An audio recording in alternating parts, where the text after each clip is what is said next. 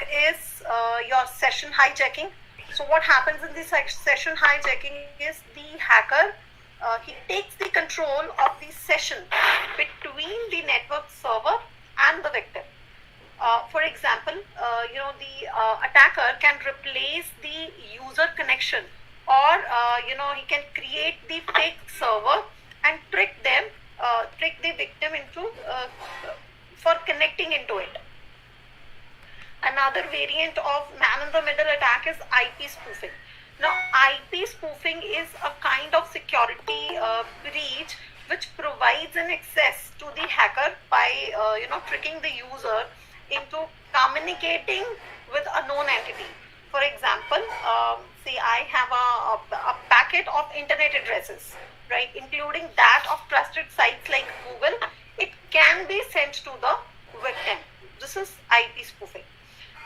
Another kind of man-in-the-middle attack is replay attacks. Now, replay attacks is, the hacker here, he tries to save the old messages and then uses it later on to impersonate the user.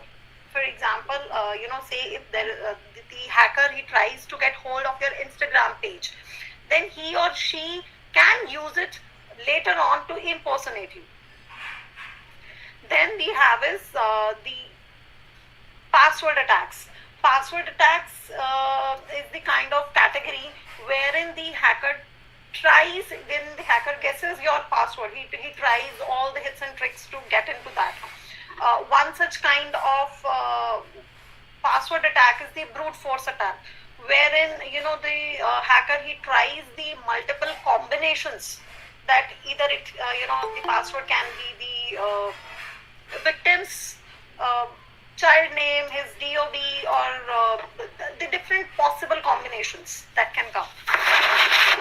Then you have is injection attack. Now, SQL injection is, SQL is the acronym for structured query language, and an SQL attack is, it is the one of the most oldest cybersecurity attack. Now what happens here is, for example, there is a hacker, he can create a query which disrupts and gets into the database of your web page. And, all this is done through the SQL injection. All the data, like your customer details, the amount which has been paid, or any other kind of confidential information that can be released by the query, right?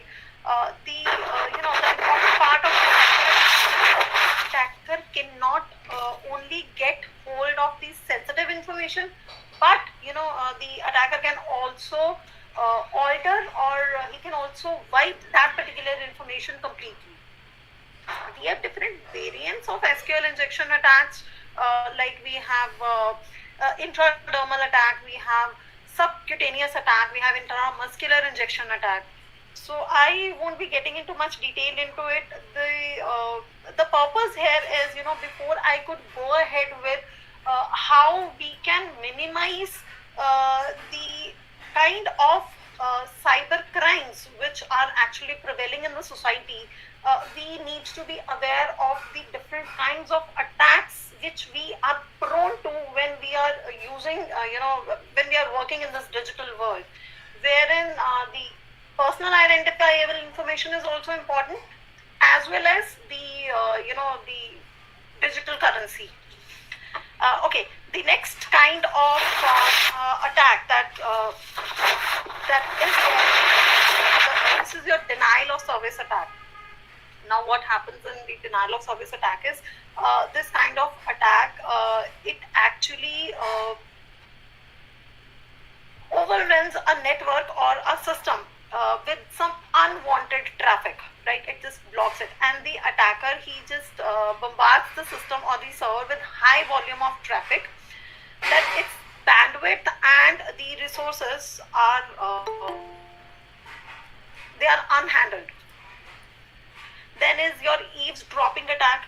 eavesdropping attack is the kind of attack wherein the hacker sits between the two communicating parties, and he, the attacker who sits in between the two communicating parties, he just read what kind of communication is being sent from one end to the another end.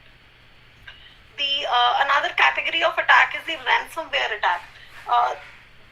The motive of ransomware attack is to to get money from the victim. So what happens is the system is being hacked, and then to unlock that system, some ransom amount is being asked from the victim, that once you pay this amount, then your system, then you will be able to work on your systems.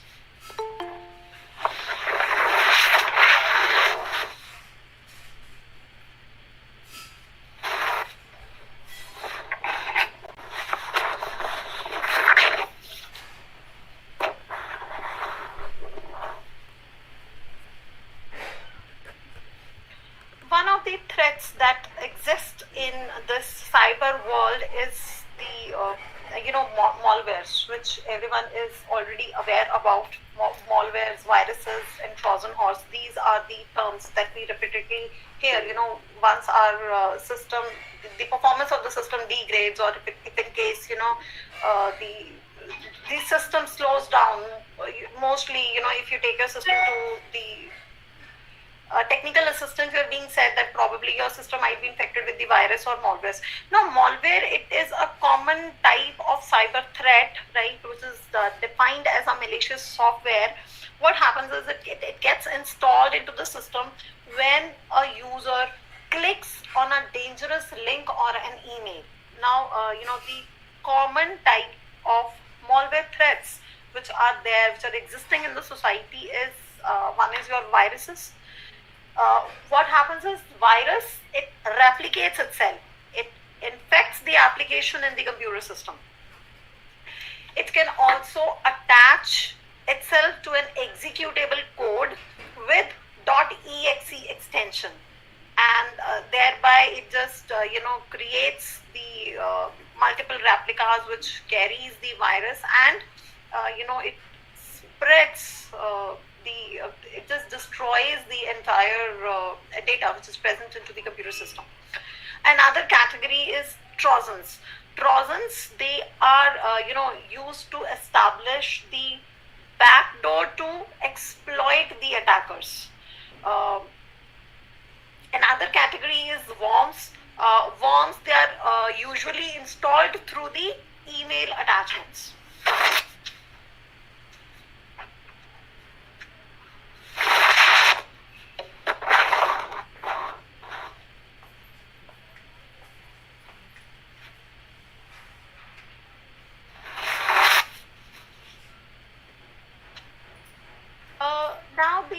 Now who benefits from these cyber attacks? It is very important to identify the different sources of cyber threats, wherein this threat is coming from where and who has done it and why. So we have some common sources of these cyber threats, like we have state-sponsored, or that the terrorists or the organized crime groups are there. Are these the hackers or hacktivists, right? A lack of focus on the cyber security can usually cause serious damage in many ways, like economic costs. Now what happens is this actually involves the theft of the intellectual property, or the cost of repairing the damaged systems. Then is the reputational cost. Reputational cost includes the loss of consumer trust and the loss of future customers to the competitors due to the poor media coverages. And finally we have this regulatory cost. Regulatory costs mein kya hai? The data breach laws. It can impact the organizations to suffer from regulatory sanctions due to the cyber crimes which are existing, right? The cyber crimes, they usually have tremendous impacts on the companies and onto the individuals. So it is usually expected that the cost of cyber crimes, it may reach to $10.5 trillion by the year 2025. Uh, just to brief, there have been various cyber attacks which has recently occurred. One was the Melissa virus. This was one of the earliest and biggest cyber threat which was started by the Melissa virus. And in the year 1999, this virus was released, it was started by a programmer named Smith by sending the users a file to be opened by Microsoft Word. Now, this virus, it caused severe destructions to the hundreds of companies, including Microsoft itself. So, it is estimated that repairing the affected system costed them around $80 million. The another kind of attack which happened in the year 1999 was the NASA cyber attack, which you all might be knowing, wherein a 15-year-old child named Jonathan, he was able to hack and shut down NASA's computers for 21 days, and around 1.7 million softwares were downloaded during the attack, which costed the NASA around $41,000 for their repairs. The another kind of attack which happened in the year 2007 was Estonia cyber attack. In April 2007, Estonia witnessed what was thought to be the first cyber attack on the entire country, in which 58 Estonian websites, they went offline, including all the websites of the government agencies, the banks and media, etc. The other kind of attack, another cyber attack, which was executed on Sony's PlayStation network. It was executed in the year 2011, which asked for the personal information of 77 million users. The another category of attack which was done on Adobe systems. Herein,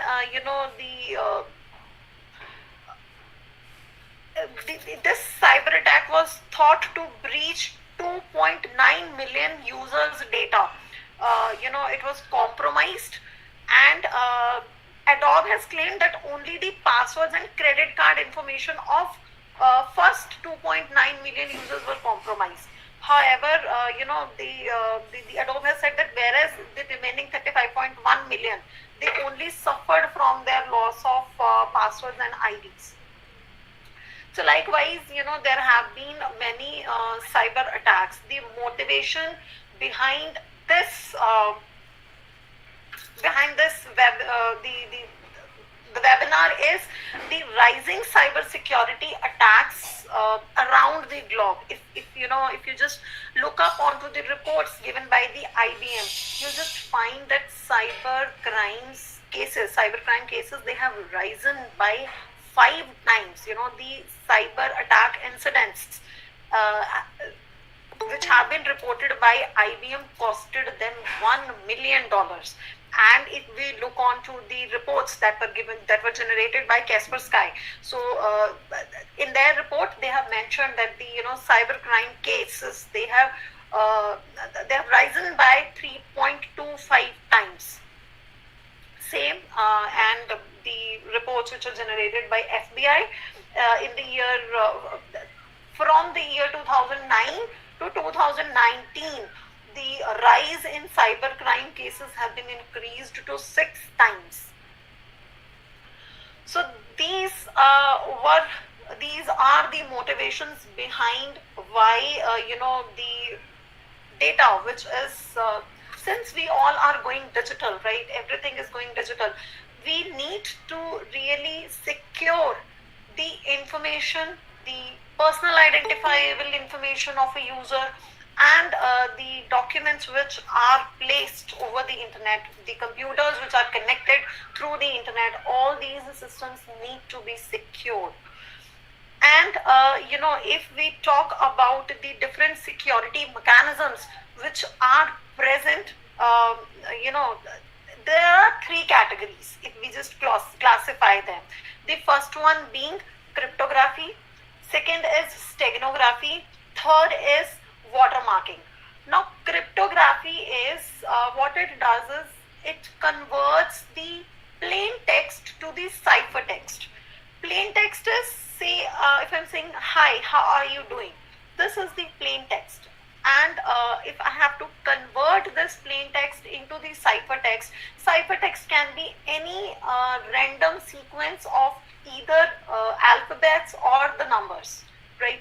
And this entire process, it is known as encryption. Now, what happens is if the sender, if I have say two communicating parties, one of the communicating party is called the sender, who sends the message, who originates the message. The another one is the receiver, who receives that message. So sender at his end, when he wants to send some message to the receiver, what happens is he encrypts the message. Encrypts the message means he converts the plain text to the ciphertext, and then that ciphertext, which is into the unreadable format, it is transmitted to the user through the network channel. And when the receiver receives it, he receives the ciphertext which is being encrypted with some encryption algorithm, and he uses his key to decrypt that message. Decryption is the process wherein the message, which is the ciphertext, is converted to the plain text back again. So at the receiver end, the ciphertext is converted to the plain text back again. This is cryptography. Steganography is, in cryptography, what happens is if in case two parties, they are communicating with each other, one of the attack I've just discussed is man in the middle attack, and its variant was eavesdropping. What happens in this kind of attack is, if in case we are using cryptographic algorithms, the attacker would know that yes, certain information is being transmitted from one end to the another end, wherein hacker is aware of the information which is being transmitted. However, hacker has to work on that ciphertext on some particular algorithm so that he can convert that ciphertext to the plain text.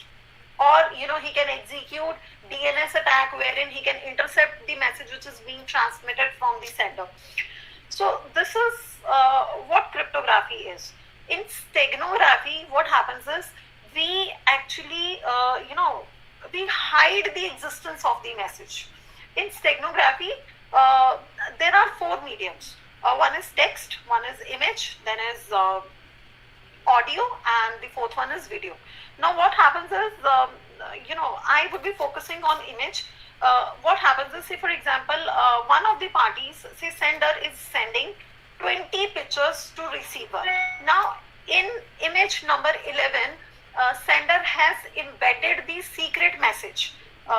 Just now, as there is a war between Ukraine and Russia, so if in case, somebody is trying to help Ukraine and they are trying to send some message to Ukraine through the image steganography, what they can do is they can just use image steganography and, they can embed their message into the image. The secret message can be embedded into the image. Now, say for example, 20 images are being sent. Now, how would an hacker, how would an intruder know that, image number 11 contains the secret message inside it? So the basic motive, the objective behind steganography is to hide the existence of the message. That message has been sent. That is steganography. So if I talk about watermarking, watermarking is, where the identity of the issuing authority is revealed through the watermarks. You might have seen the currency notes, if in case you just see that currency note into the light, you'll see the watermark of Mahatma Gandhi onto that currency note. This represents the originality of that particular currency, that yes, this is the the issuing authority has provided their watermarks, even in our certificates that we have received from our state boards, right? Wherein if in case we see, since I've done it from CBSE board, so if in case you just see that DNC onto the light, you'll find the watermarks of CBSE onto that particular mark sheet, which reveals that yes, this is the candidate with this particular roll number has secured this particular marks, and issuing authority is CBSE. The purpose of watermarking is entirely different, wherein issuing authority tells that yes, this particular document is being provided by us. It is actually to maintain the different quality standards. So the purpose of digital watermarks is different. However, I would be focusing on steganography in this particular session. Now, since I'm talking about image steganography, I would like to tell you a brief introduction to what image processing is, because since now we have to embed the secret information into the image, right? So how the images are being processed. Image is nothing but it is the collection of pixels. Now every pixel has values, either it is 0 or 1. If in case it is a grayscale value, the grayscale image, it is a 0, binary image, it is 0 and 1 for grayscale also. And then for the RGB images, we have values that range from 0 to 255. These are the three types of images that exist. In this, we would be focusing on the RGB images are known as colored images. RGB is red, green and blue. I'm so sorry, I'm unable to share my screen. I don't know. However, if I could have been able to share, you could have seen the PPT. The different images were being highlighted, that how the the data is being embedded. But anyways, now whenever we embed certain data into an image, what happens is the quality of that image deteriorates, which lets the intruder know that this is the image which is which contains some secret information inside it. So we have to optimize that image once we have embedded the data into it, and that optimization is we have two different techniques. One is, we have two different domains actually. One is spatial domain, another is frequency domain. Now in spatial domain, there are further different algorithms that are being taken into the consideration for embedding the data. But the difference in embedding the data through spatial domain and through frequency domain is that if in case I use spatial domain, then the amount of data which I will be able to embed is more, right? I will be able to embed more data as compared in spatial domain as compared to the frequency domain. However, spatial domain technique is it is not reliable. It can suffer from various attacks. Some of the categories of attacks I've already discussed in the starting of this session. There is a kind of attack, statistical attacks or histogram attacks, which the cyber attackers, they generally use on the image steganography. If I talk about frequency domain, though the amount of data which I would be able to embed will be less, but it is more robust as compared to the spatial domain technique. Now, image steganography process is, you have your image in the image is usually into your numbers which range from 0 to 255, and I have a secret message. Secret messages in zeros and ones. It's converted into zeros and one. Now, since my cover medium is image, I'll use certain algorithm to identify the best position into the image where I can embed my information, and I am able to optimize that image. The process of embedding the secret message into the cover image, it generates another image which is known as stego image. Stego image is one that contains the original image and the secret message embedded into it. This is the image steganography process, and this is done at the sender's end. Now sender will send the stego image to the receiver. So now when the receiver receives the stego image, he'll use the decrypting algorithm. What he'll do is he'll extract the secret message from the image and read out whatever the secret message is. We have different techniques of steganography. Like just now I've spoken about, we have spatial domain technique, we have frequency domain, we have in spatial domain technique we have LSB technique. LSB technique क्या होती है? It is least significant bit. In this technique we embed the secret message into the last 3 bits of an image, and in frequency domain we embed the data through the frequency coefficients. We have certain techniques, like we have DCT based frequency domain image steganography. We have DWT. DCT is discrete cosine transform domain. DWT is discrete wavelet transform domain technique. Then we have spread spectrum technique, and so on. There are a lot of techniques.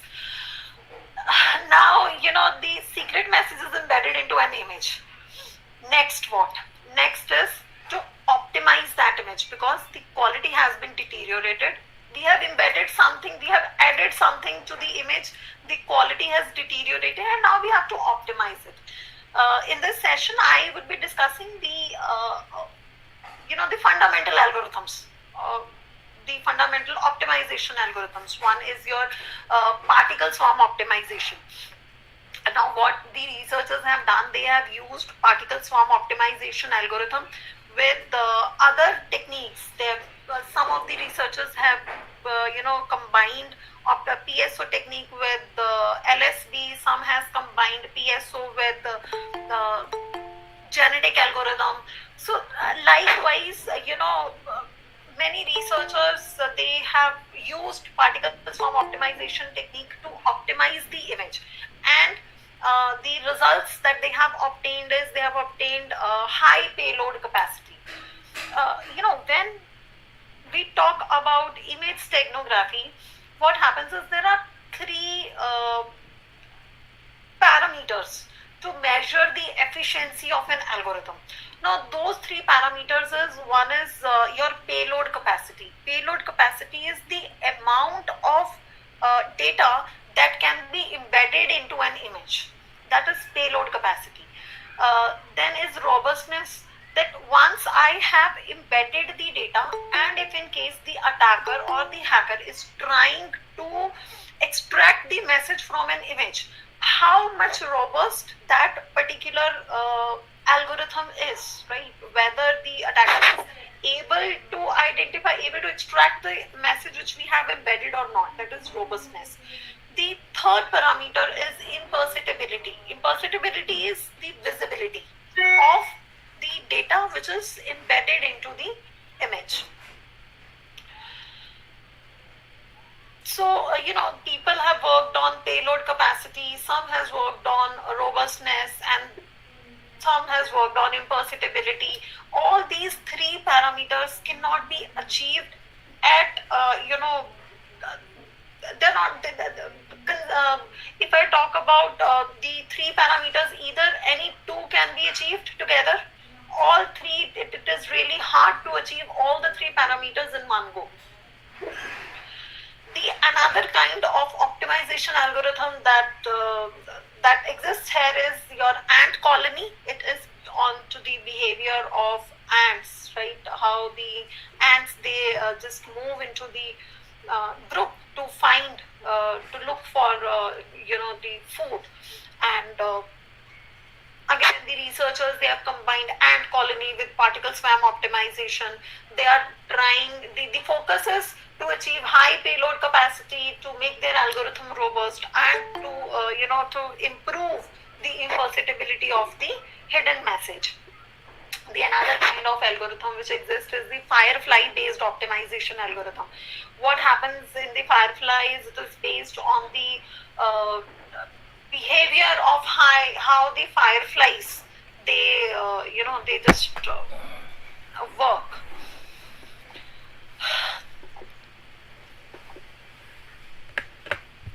The objective of this webinar is to compare the different compression algorithms and different meta-heuristic algorithms for image steganography.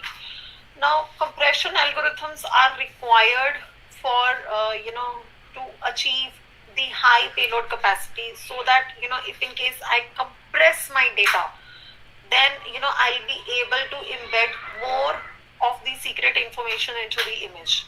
And the different meta-heuristic algorithms, the fundamental meta-heuristic algorithms that are existing for optimizing the image once the data has been embedded, then is to work on such an algorithm that targets the high imperceptibility and robustness against the different attacks. Another objective is to propose such an algorithm that can improve the payload capacity. And then if in case we have proposed certain algorithms, or we are working on certain algorithms, we can just evaluate the efficiency, the effectiveness of those algorithms with the methods which are actually existing in the present literature.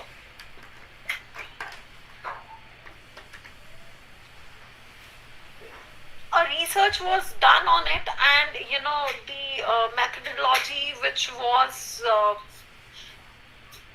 was taken care, the methodology which was thought to be to pursue, was to identify the what the problem is, and then to review the different kind of techniques which are actually present, the different techniques of steganography that is present, and to identify the different kinds of compression algorithms, so that the one of the gaps, which is the high payload capacity, it can be addressed. And then in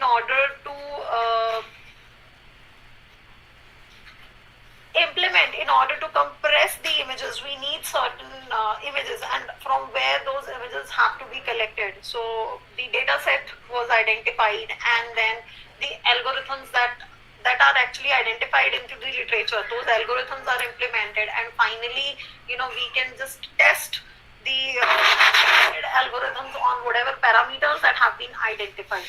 And the researchers, they can implement the proposed algorithm, and after implementation they can just test the algorithm on their collected data, and then further comparison onto the existing techniques with the comparison of the algorithm which is being proposed can be compared with the techniques which are already existing.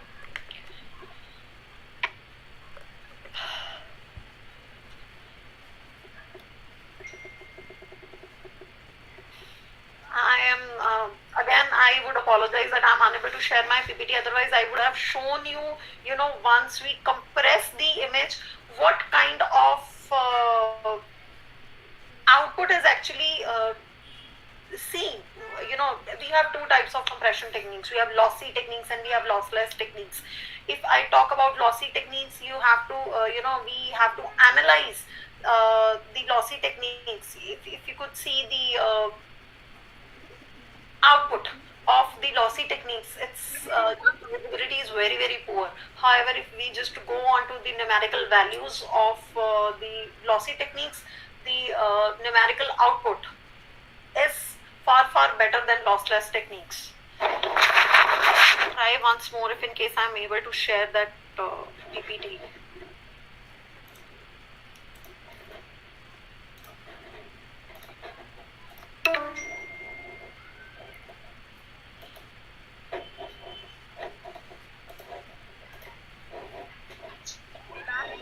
Possible, you can share your PPT in WhatsApp group so that we can see their slide number. Yeah, I mean, like,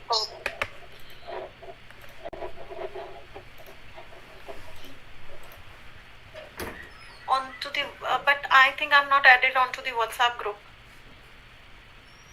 Can I share it over LinkedIn? If in case Bedkar sir can. Yes, ma'am. You can share on LinkedIn. I will share to all. Don't worry. Yes, sir. Raj, actually, the entire presentation is based on images, so it is really difficult for me also. I'll just share the PPT onto the LinkedIn. Yes.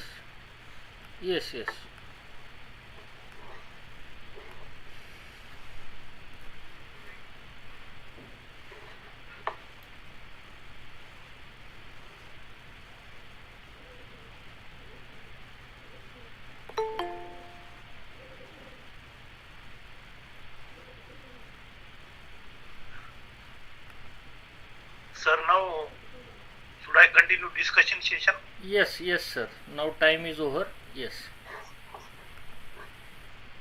Sir, just allow me 2 minutes. Yes. I won't be discussing it in much detail, but I would like to show those images. Yes. Thank you, ma'am, for your informative talk on the topic cyber security.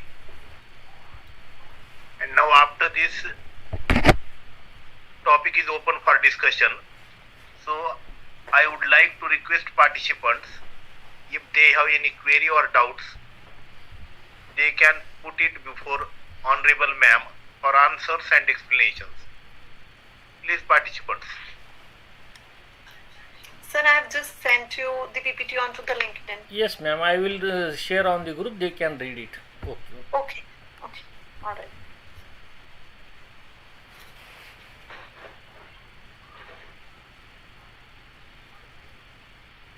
Is any participant having any question? Please.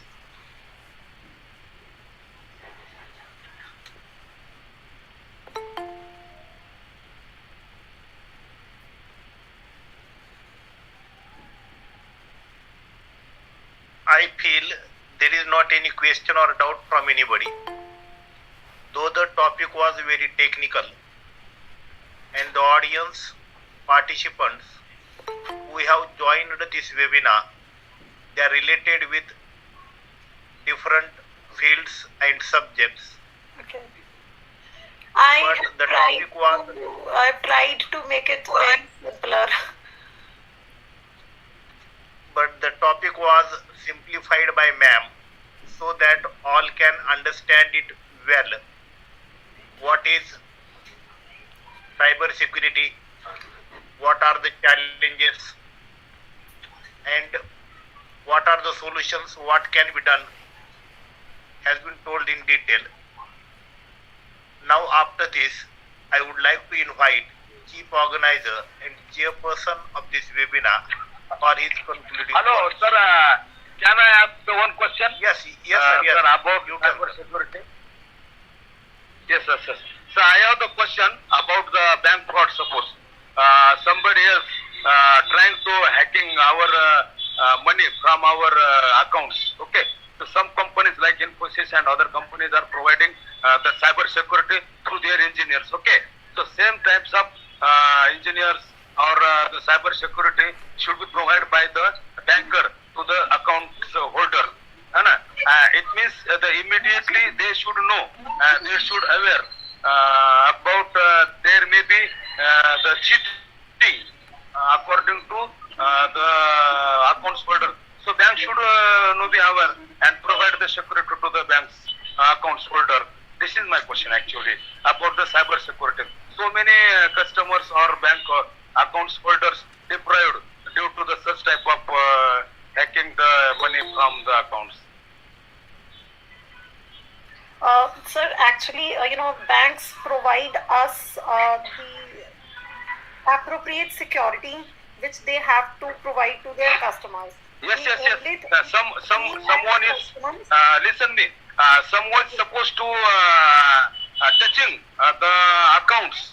The cyber branch of the banker should be immediately know, and then that bank should be take the proper action.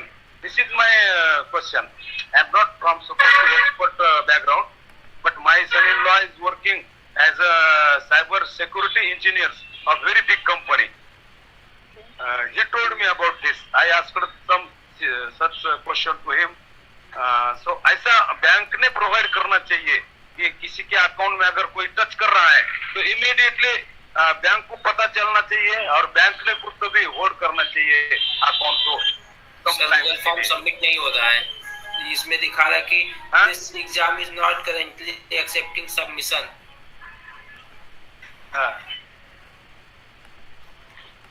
Sir actually bank क्या कर रहा है, bank आपको सारी multi factor authentication भी देता है। आपने देखा होगा जब आप लॉगिन करते हैं, you provide your credentials, after that an OTP is being generated, that OTP you have to submit, तो हम मल्टी फैक्टर ऑथेंटिकेशन कहते हैं, and that OTP is generated only onto the number which is being registered against your bank account number. ठीक है, अब अगर आप कोई थर्ड पार्टी टूल यूज करते हो तो उस केस में बैंक आपको कैसे बताएगा? वो तो आप अपने क्रेडेंशियल्स थर्ड पार्टी को खुद ही दे रहे हो। The only thing is, the customer who is using the app, he needs to be very very vigilant. Otherwise जो सिक्योरिटीज हैं जो बैंक्स दे रहे हैं, they are appropriate.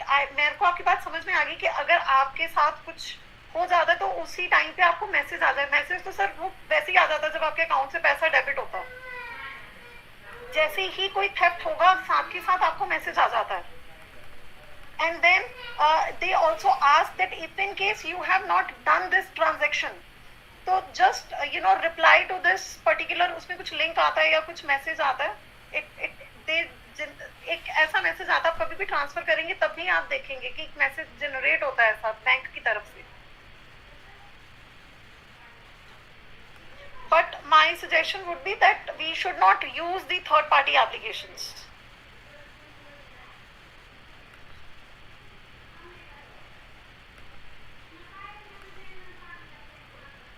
Thank you, sir, for your question, and thank you, ma'am, for your answer. Now, is there any question? Any more question? Sir feedback का form link work नहीं कर रहा है अभी। अभी देखो आप, अभी हो रहा है, थोड़ा सा करने में टाइम हो गया टेक्निकली, कोई बात नहीं, आप चर्चा करो, कुछ पूछो मैडम को।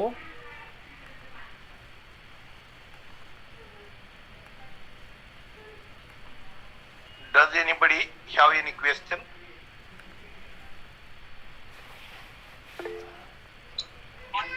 Hello ma'am. Now after this, welcome, sir. 1 minute sir, 1 minute.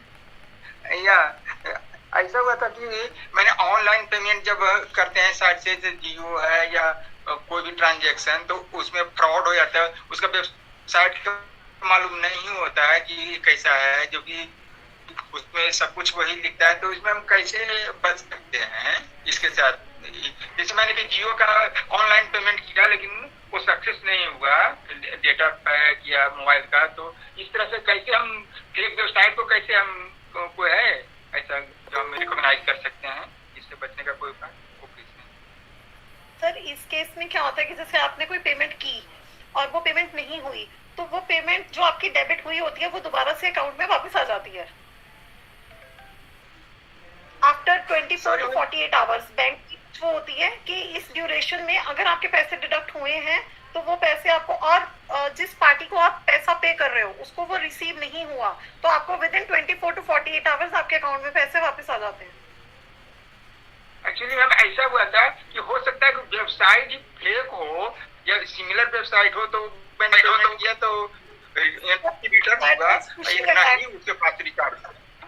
Sir वो फिशिंग अटैक था, मैंने आपको बताया कि फेक वेबसाइट्स रेप्लिकास बना दी जाती हैं, दैट इज थर्ड पार्टी, उसको हम थर्ड पार्टी टूल या थर्ड पार्टी वेबसाइट कहते हैं, जिसमें कि अगेन मैं एक चीज और कहना चाहूंगी कि कोई भी एप्लीकेशन बनता है, if we as cyber security engineers we say कि we are securing something in this digital world, nothing is secure.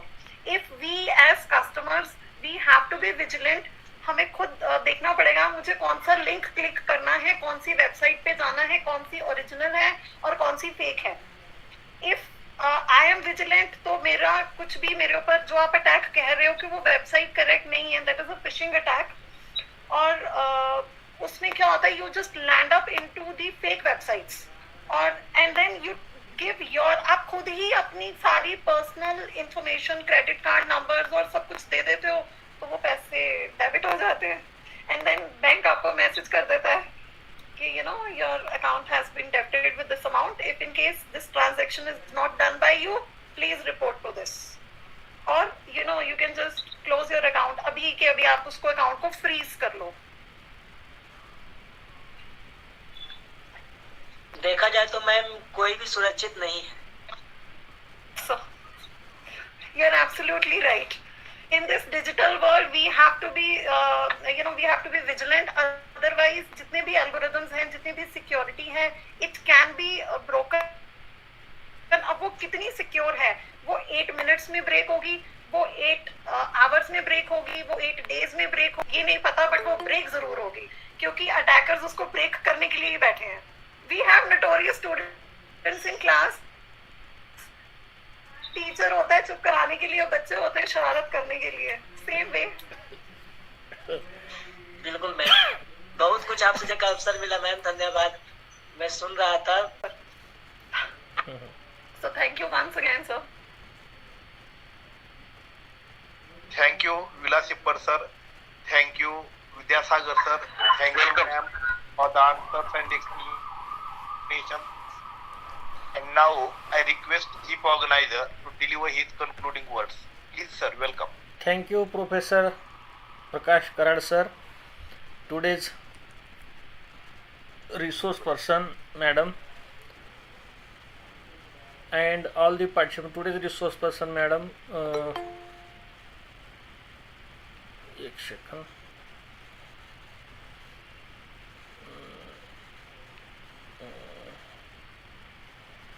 Dr. Neha Sharma madam, Chandigarh University, Mohali, and all the organizing committee members and the participants, those who are joining daily here, including Prashant Ugade sir, Professor K.N. Kadam sir. Today Dr. Sridhar Kolle sir have joined. All the participants, those who are joining daily. This webinar series is having variety of topics. There is no ban on topic because we have a target of 1000 webinars.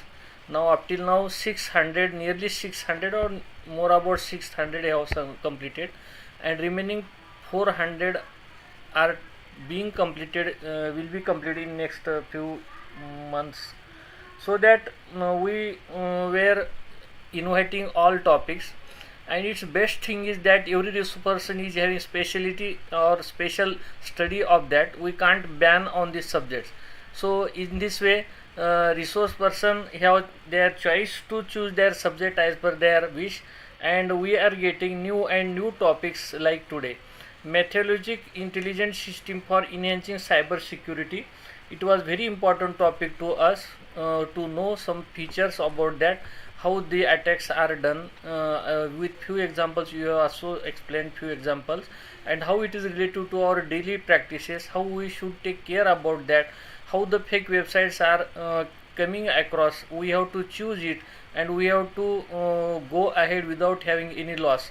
As you have said that in the digital world there is no secure, but we have to take care of all these things of our transactions or any password before securing sending to someone. So these important and basic things you have said. Also you give detail about the various examples of the other where it was done the cyber attacks. So these things are happening in the society. for their purpose of personal, maybe for money purpose or anything, to give trouble to a system. So we take care ourselves with all our attachments where we have attached in the banking sector or anything. Thank you, madam, for giving a nice talk here today, accepting our invitation, and we request you to send a 2-page summary of your speech, because we are going to publish a book on summary of the speeches, and it is ready to publish before this International Women Day. So that just you write about your topic, 2 page only, and send it to me so But that I it can think I've already shared it with you. I think it is included then, because there are so many resources, so I jumbled Okay. now those who have sent or those not, but you are I'll not. remail it again. Thank you, madam. Thank you. Thank you, sir. Thank you, everyone. Please. Thank you, sir. I thank Honorable Dr. Neha Sharma ma'am, who has accepted that hackers can hack or misuse your information. So the user should be very careful. The examples were given, and so on behalf of the organizing committee of webinar series and Shri Kumarswami College Ausa, I heartily thank you for this. I also thank Chief Organizer and Chairperson of this webinar series, Honorable Principal Dr. M. Bedkar sir, who takes hard efforts to run this webinar series and to make it very effective and to cater different topics so that participants and audience can be enriched with up-to-date knowledge.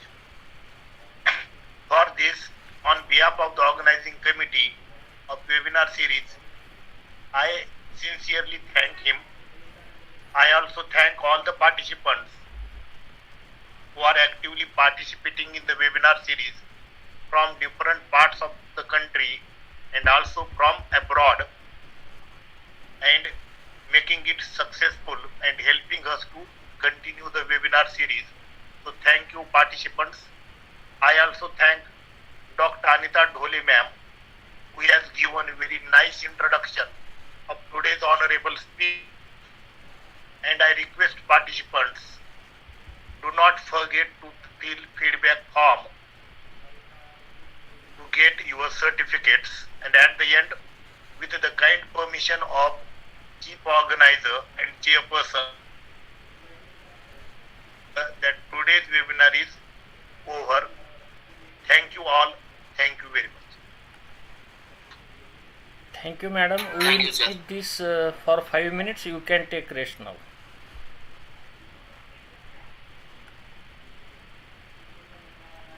Thank you, sir.